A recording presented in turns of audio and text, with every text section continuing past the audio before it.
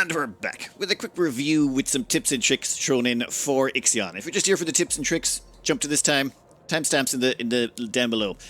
Alright, what is this game about? What's it like? Frostpunk. It's basically Frostpunk in space. You're trapped on a space station, it's slowly degrading, so you have to keep repairing it all the time. So instead of a cost of coal or something like that to keep you alive, you need to keep playing alloy, which is basically steel. So you need to keep harvesting more steel to keep yourself alive, to keep the ship going. You also need that steel to build all the buildings. Now, it's a bit like Tetris as well. You're going to have a limited surface area to build in, and you're going to have to squeeze in all the buildings necessary. There's the option to expand into 6 sectors in total, so you can expand out, but that costs you more resources, and as you expand out, your cost to repair the hull will go up. So the more you build, the more your costs go up, but you also need to build more to keep expanding to actually go out and do the things you need to do.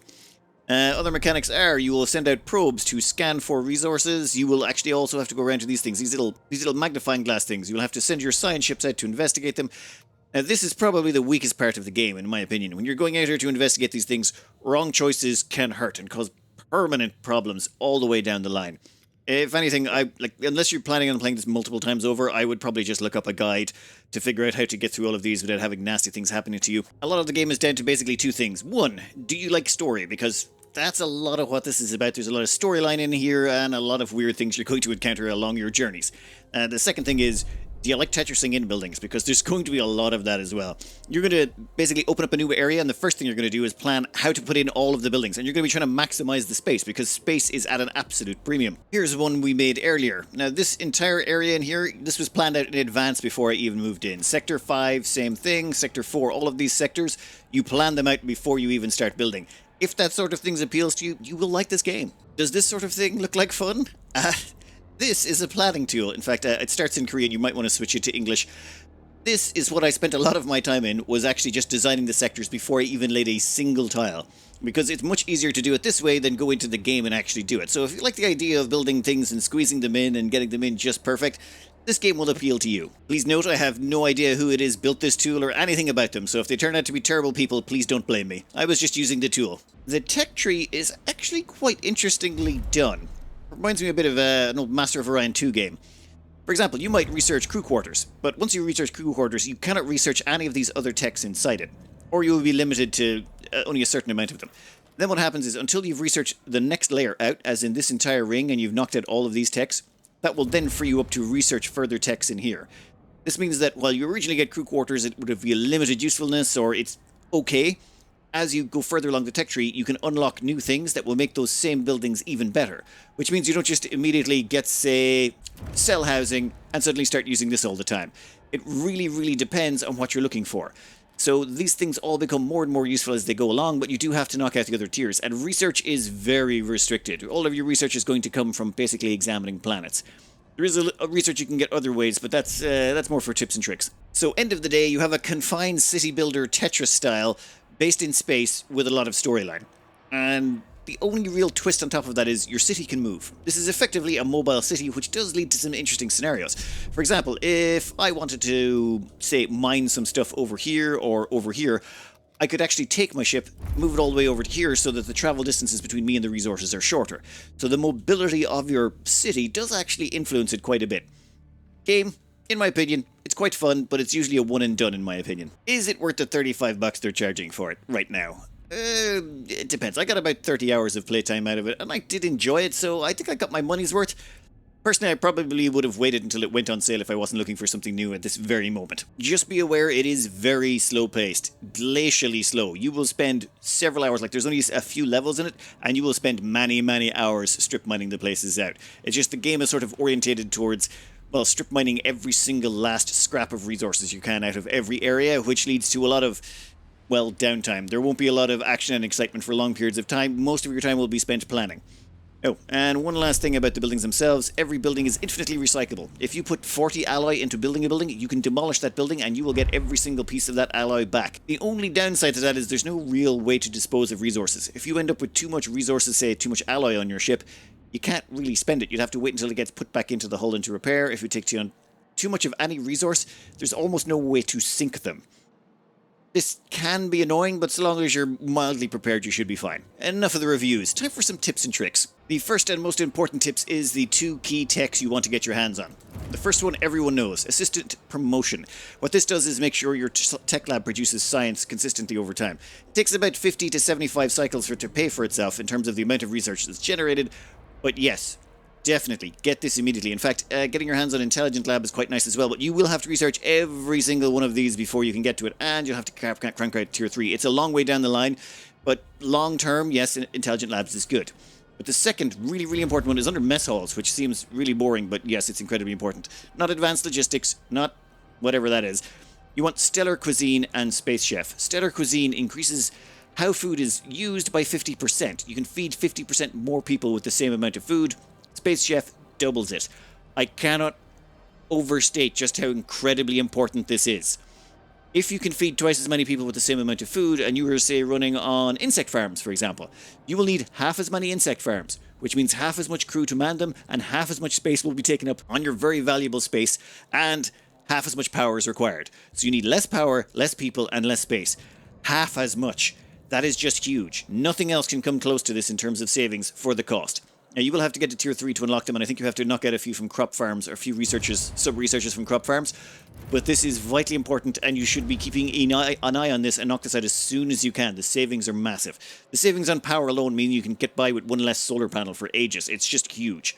To put that in perspective, for example, the insect farm here will increase your production by about 30% if you get both upgrades.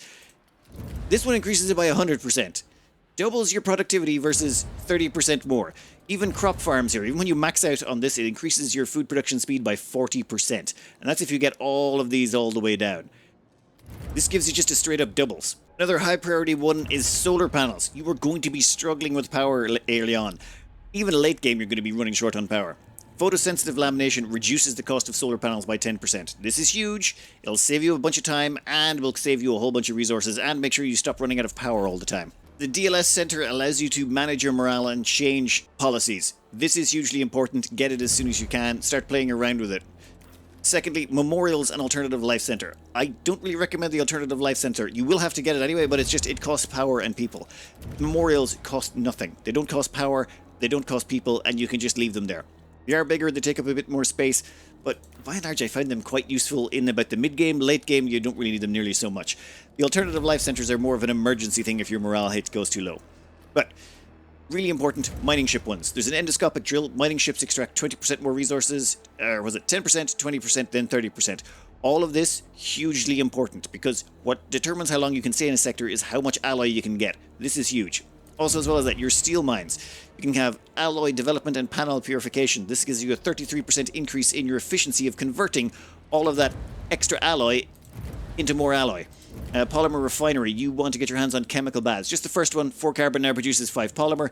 And electronics factory, you want to get recycled materials and advanced production line. Both of those decrease the amount of silicon you need to create more electronics. All of these things are basically just stretching your resources, and stretching your resources is vitally important. So, in short, anything that stretches your food, your steel, your polymer, or your electronics is all good. Every single one of those help you out a lot, and you should definitely beeline towards them. Waste treatment and fusion station, same thing. They do have researchers in there that will help you make them more efficient. They are definitely should be high priorities.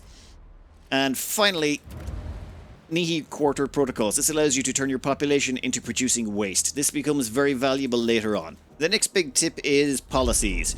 Enable intense working hours everywhere without exception, of assuming you can afford the stability penalty. The reason being, this is helpful in 2 ways.